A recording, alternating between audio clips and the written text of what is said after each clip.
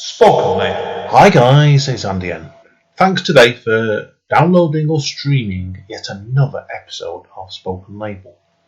As you may or may not be aware, Spoken Label was started in the beginning of 2006, and currently we have well over 150 sessions recorded since then. Although you can find it on various networks, the full archive is available for streaming and downloading at Spoken Label bandcamp.com. It is a free download or free stream in there, but obviously if you feel like chucking me a few pennies that way, it'd be eternally grateful to help me keep this podcast going and keep improving my equipment, etc. Enjoy. Speak to you soon. Bye bye. Spoken Label. Hi guys, it's Andy N again, live from Spoken Label. Back on Skype again tonight. I've got a poet all the way over in Galway on Skype tonight, and this one's a kudos to my good friend Bella Kenyon, because Bella's referred this poet over to me because she's got a book pamphlet out in Bella's label in March. So, okay, do you want to introduce yourself to everybody and tell them who you are and where you come from and where your writing started, and we'll take it from there. Hi, Andy.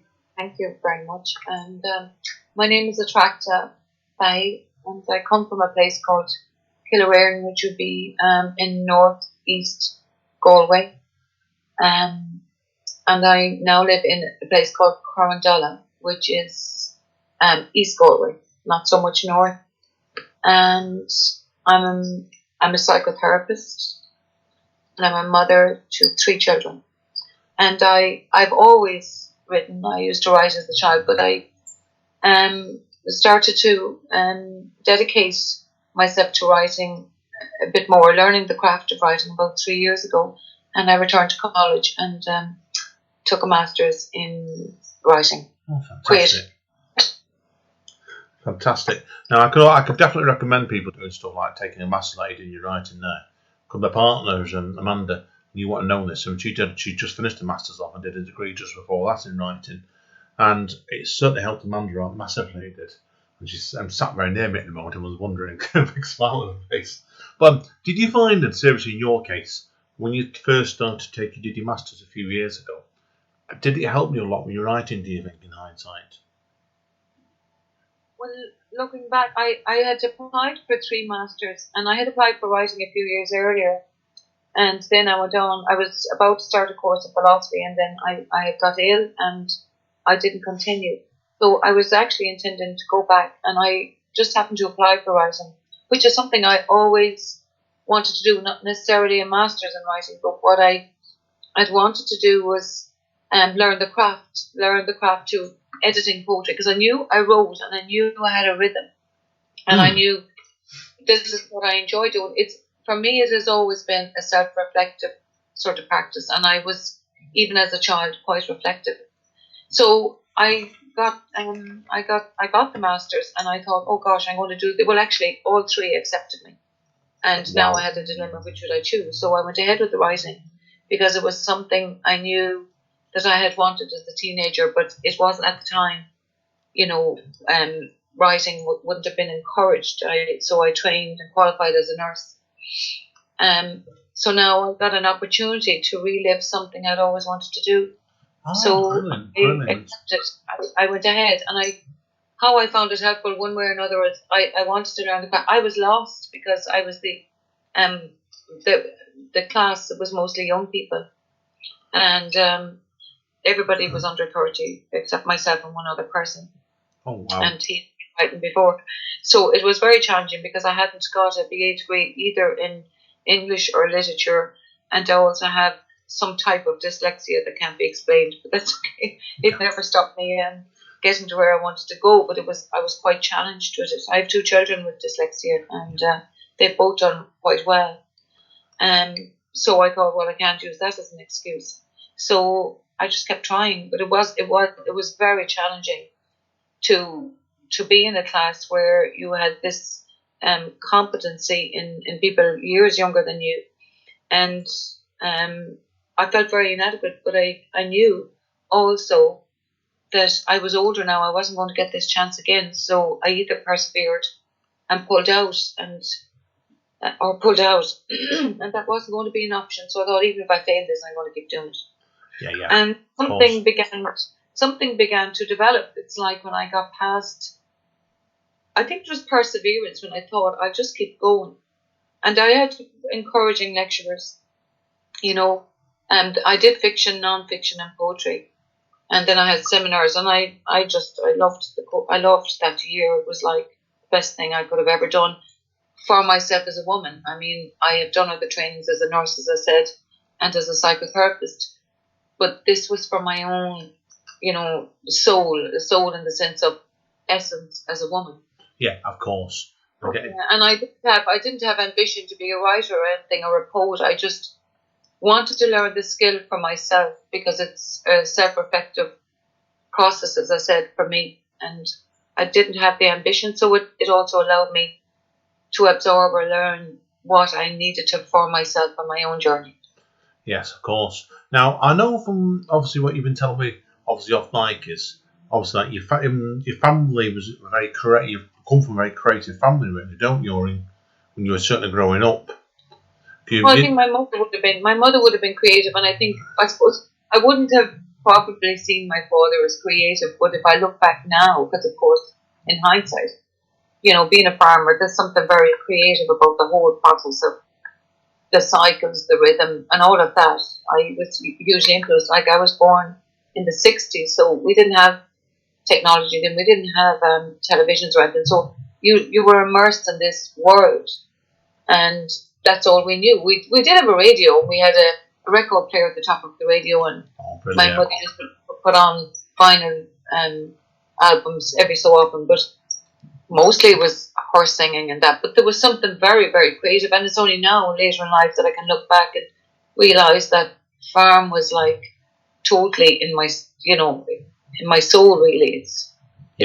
Completely, yeah, I do. Because I was a child in the 70s, so I came along in 72, and in my case, I didn't see a TV till I was 10 nearly, and a colour TV wasn't until I was 15, so yeah, I know exactly what you mean, so yeah, completely with that one. So it was full of creativity, but in terms of being creative, my mother was like a seamstress. She was like, she knitted, sewed, and she did for other people. People would come to her to make stuff. She was brilliant at making hats. Then she was very involved with the community, and so she was a very creative woman. But she was a woman who women at that time couldn't work, so they had to be at home. So she put all her energy into that. Decorating the house, even carpentry work. She did everything. Yeah, of course. No, I didn't keep learning from her. I have to say that I didn't. I resisted. I mean, she wanted to teach me everything, and I was like, so. But I did my own thing, and I used to write. I think that grew out of reading. Yeah. And listen to fairy tales or stories being told, and yeah, I always had. I was told I had a wide imagination, so I think I had. Yeah, brilliant. I had, because I lived on a farm and I lived beside graveyards. So I grew up on the top of a hill. There was graveyards all around me. There's a lot of houses there now, but back then there was only the church, the grave, and you could be very inventive in a graveyard. You know what I mean? It was the best place in the world for having a tea party. Yeah, I can believe you that. Now, obviously, we're going to be talking today about your collection, aren't we? Dinner in the Fields. Now, there was a quote on there mentioning about that, saying you lived between two graveyards, weren't you? Yeah. So yeah, that's if anyone's wondering. Obviously, that's where it came from. I know that's where it mentioned before. So now, do you want to tell people, obviously, about your collection, Dinner in the Fields? Where it actually came from, the idea for this? Well, you see, actually, although I did a master's, I actually had written that poem, Dinner in the Fields, maybe 20 years ago. Wow, I didn't know that. I hadn't kept a lot of it. I had that, and another one in the book is picking potatoes. Yeah. Some people remember that. So, I had written both of those years back, and I just happened to include them in my portfolio, and just then include them into this book. And I think, and then to have picked the title from that poem that I'd written 20 years back. I wasn't sure, should I do that? I wasn't sure of if the poem was even good enough, but there was something about that poem that resonated with me, because it's my mother coming to the fields when we were young, like when we worked in the fields, she would bring us the dinners. And I loved, it was always a different taste, and you couldn't describe it, but the dinner tastes different in the Tupperware sort of container, and I just look forward to that. Right, yeah, certainly. Like it's if anybody gets hold of your book or your collection, to say, it is really, really vivid, and I loved reading it all for all the layers before. Now, cause you've got something you like. I love the way you picked out, for example, your first piece in the collection, The Woman in Waterside House. Why did you want to start off with this piece? I wasn't quite sure what to start with, to be honest. It's a fantastic start. So straight away for it. Well, I chose poems, and I mean, obviously there were others, and I was limiting it because it was a chapbook, and I wanted to put in enough to sort of reflect who I am as a woman. Right, yeah. Or as a woman. So I'd worked as a nurse, I'd worked as a hospice care nurse, but I did work for a time as a social care worker, and I worked with social services, and I would have worked in Waterside House. But I worked for 5 years in social services, and I would have worked in Waterside House with abused women and children. And that actually poem I wrote from a prompt in the master's, in the master's course. And the prompt was, a picture of a fist over a woman's face. But it's 20 something years, 24, 25 years ago now since I worked there. Waterside House still exists. And that it just came. Some poems just come out. Some I might try to work them through from somewhere within. Right, yeah. I get you completely. Yeah, makes sense. That like it was. If anyone likes to enter in your collection, it's a very varied book. I found quite interested in your choice of style for the third piece in the collection, Etchings, as well. Now, see, I had wondered if I should put Etchings first, because it's really me as a young child. Yeah. It's my memory of growing up between graveyards. But I suppose the woman in Waterside House was like an experience outside of that. So I put that first. There's a few poems that relate to different experiences that I encountered along the way, and then there are others that are expressing my own journey. right. So Etchings will be the earliest of that, where, if you're growing up beside graveyard, there was one, a 17th century graveyard, and it was, it had tombs, and it's still there, and headstones. They're the very old style, 17th century. And sure, they were full of lichen, and it was overgrown. And then, there was a fall scheme, which my mother was part of arranging. And they cleared up the graveyard where you could see everything clearly. But when I was a child, the grass was nearly as tall as the headstones. And I used to love searching for them and scraping out the names of people. But I'd also imagine them, that I knew them. Once I scraped out their names, I felt I knew the person that was buried there. And I loved doing that and it was in Latin. A lot of it is in Latin. Brilliant. Yeah. Known as a child, I just thought the style of the letters were very feminine, actually. Like they weren't like English, they weren't like you'd see today. You'll see sort of gold paint and whatever. These were etched into the headstone in a beautiful style and very feminine. No, I get you completely. Fantastic. Now, obviously, with the relation to the collection itself, then, like I said before, obviously it's been teased out over many years, this collection. I can see that straight away with it. Now, I also, I've just talked to Tyler in a few of your early pieces, ones that I loved I've loved all of this book. It was a really good chapbook, this. But I loved particularly the one about your son, Moon World. Now, I thought that I really got that, where you were talking about the way you look at different levels of travelling and stuff like that. And it was like, I loved it. Now, where does your son live then? Obviously, your son's not living local nowadays, do you, isn't it, I'm guessing? was in New York at the time. Ah, right, that explains why, yeah. I thought I'd guessed there was like a country difference or perhaps an ocean difference between the pair of you, but yeah, and that piece is beautiful. Beautiful, that one, too.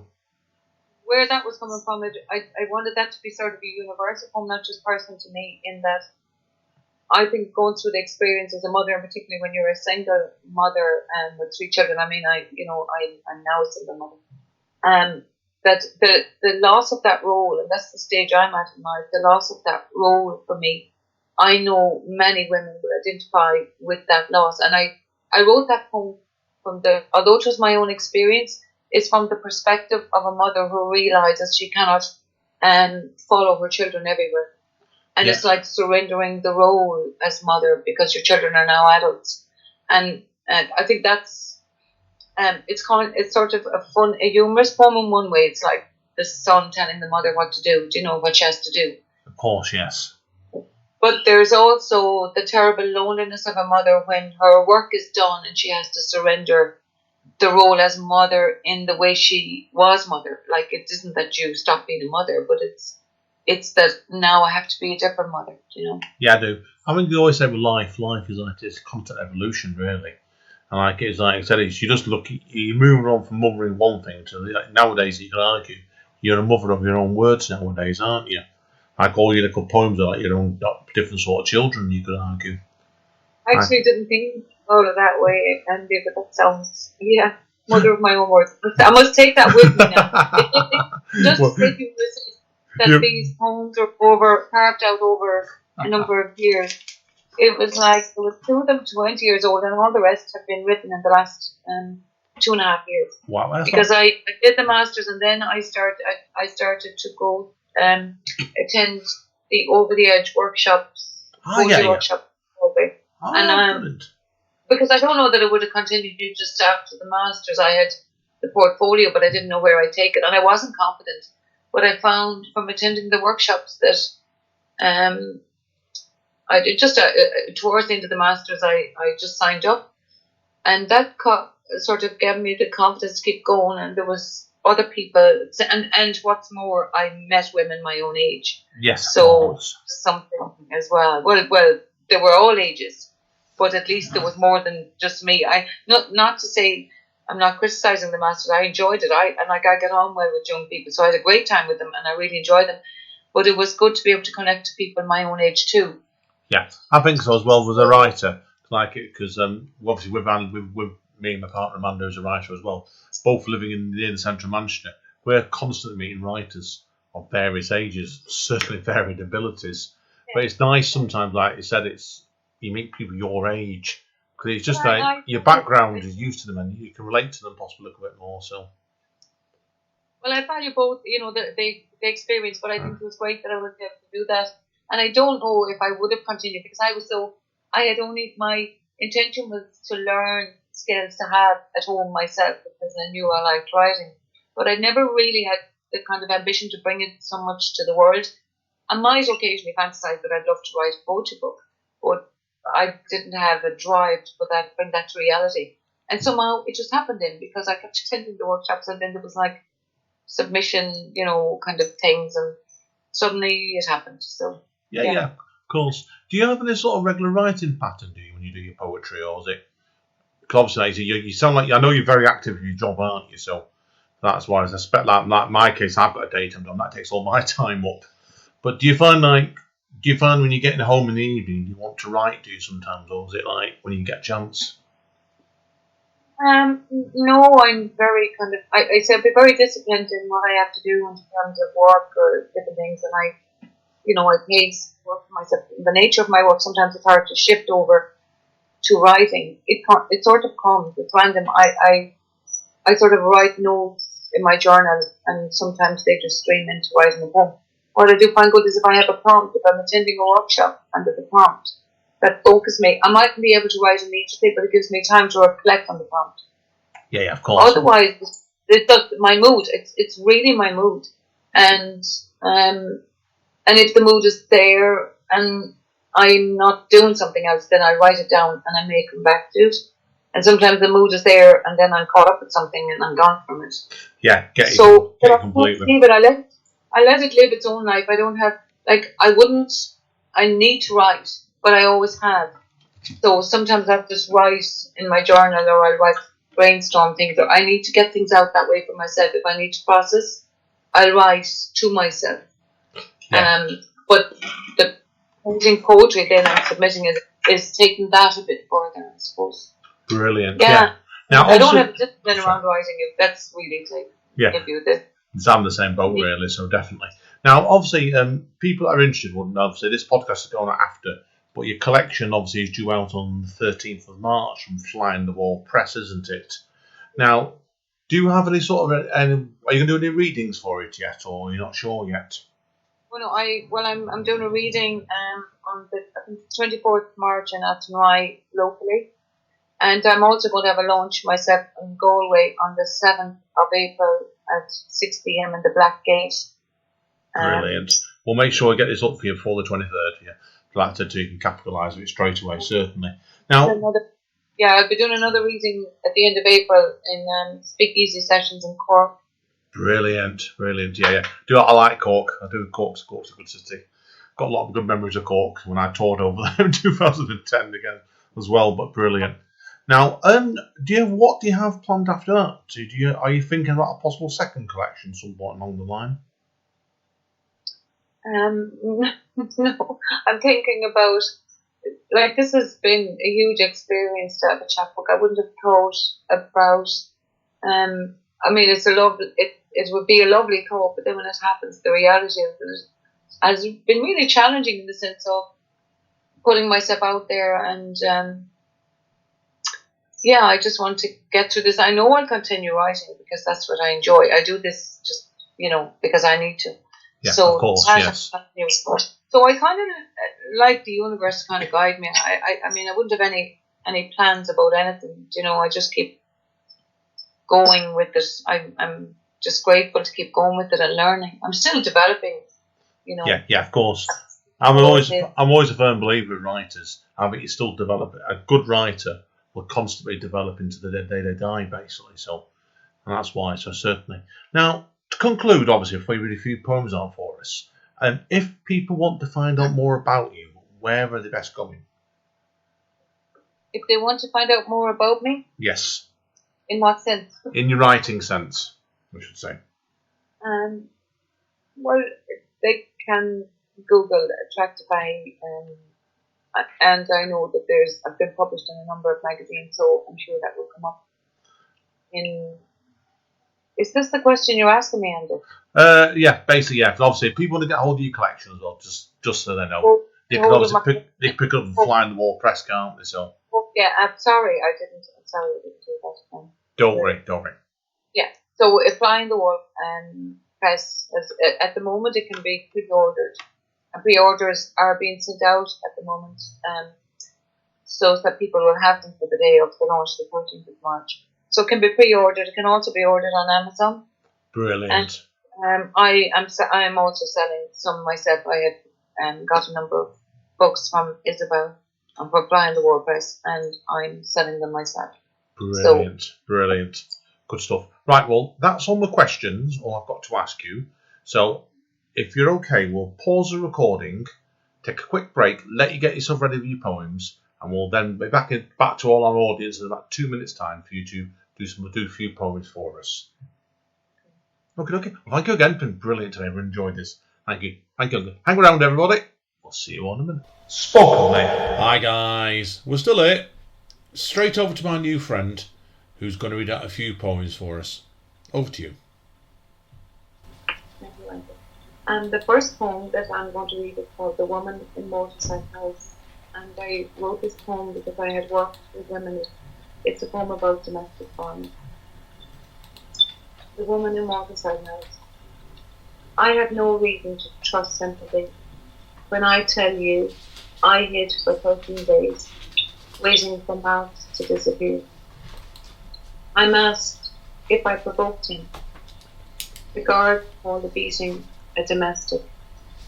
Social workers and welfare insist boxes be ticked, slight disgust in their faces.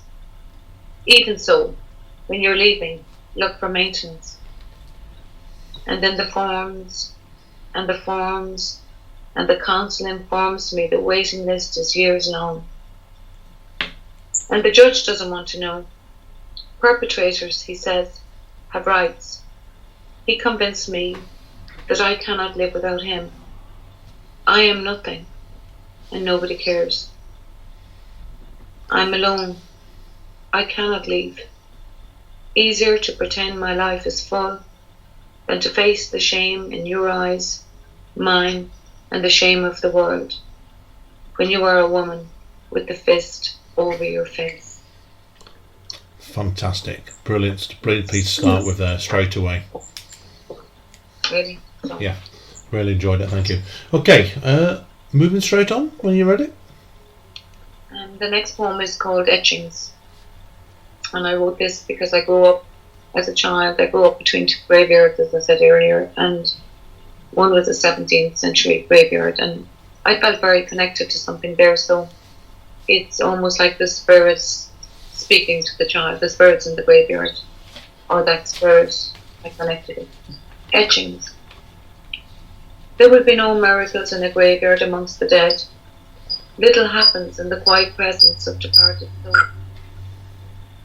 Our 17th century graveyard cradled our house, became my home.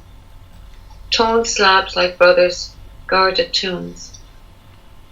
Tiny wildflowers, buttercups in old grass, a welcome colour to the dead. At least spirits listened. Tension cannot hear. It cannot bear even its own silence. Spirits heard without ever a word. Fumbled walls of stone reveal their bones, holding slabs with words in ancient tongue. The intricate letters, hidden names, once carved with grace, now corroded beneath its stitching. Slipping little fingers through each line, clearing moss, powdered lime. A child trays slowly into life, etching. Brilliant, thank you for that again. Definitely is. Yes, it's. If anyone looks at when you look at on the page, it's quite. You've done it like from what almost like you can see the splitting between two viewpoint, several viewpoints, and the way you set it out from left on the right hand side of the page and the left hand. You see moving it backwards and forwards. But it's beautifully read. Thank you. Well, that's the idea of the spirit part is talking, and then the other kind of the one that's here in the world.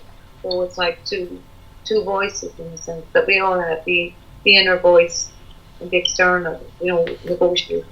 Yeah, of course, fantastic. Yeah, I got you completely. That great stuff. Okay, you've got two more pieces for us, haven't you, Sal?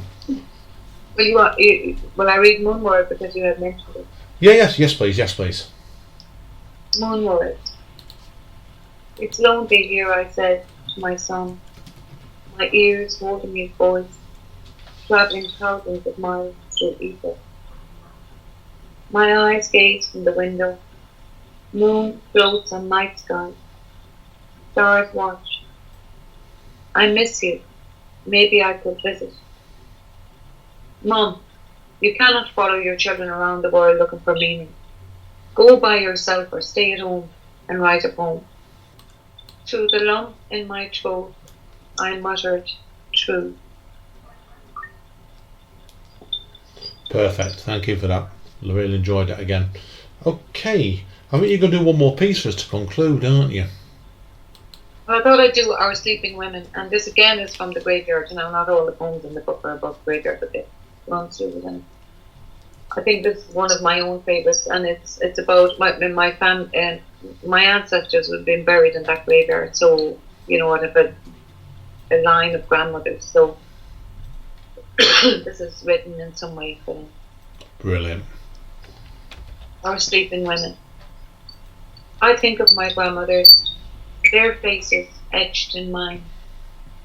Their strength sleeps in my bones. We meet in fields of crows. Their voices speak. Old graves slope down from our farm. As a child, I played house, tea sets on tunes, innocent, listening to spirits.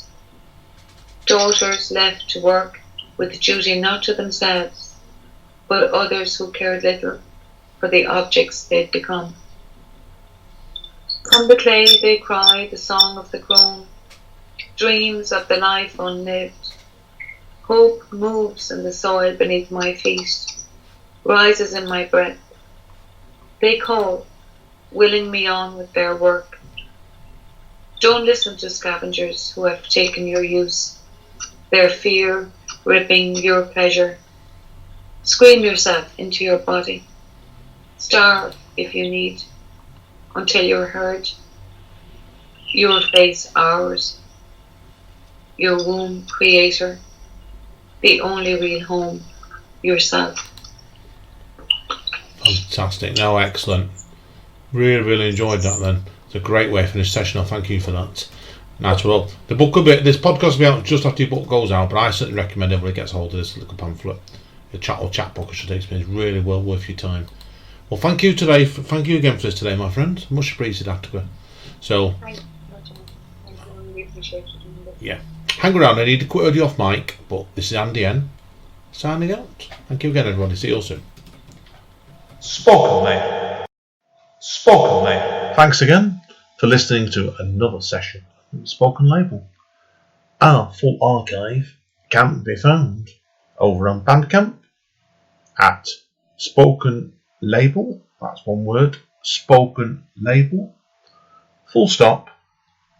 Bandcamp.com. And there is over 150 sessions there. So I'm sure that if you've enjoyed this session, there'll be something else there you can enjoy as well. Take care. Bye bye. Spoken Label.